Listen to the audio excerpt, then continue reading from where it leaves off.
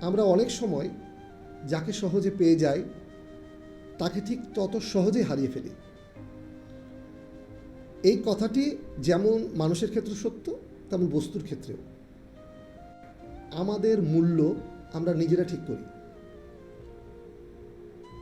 আমরা যত বেশি কারো কাছে বেশি অ্যাভেলেবল হয়ে যাব, আমাদের মূল্য, আমাদের দাম, আমাদের রেসপেক্ট তত বেশি কমে যাবে। এ বিষয়ের ব্যাপারে গালিব একটা সুন্দর শায়রি লিখে গিয়েছেন। कौन पूछता है पिंजरे में बंद परिंदों को गालिब, याद वही आता है जो उड़ जाता है। যে মানুষটি আপনার কাছে খুব বেশি অ্যাভেলেবল নয়, সেই মানুষটি বা বস্তুর দাম আমরা তত বেশি দিই, তাকে বেশি মনে পড়ে, তাই না?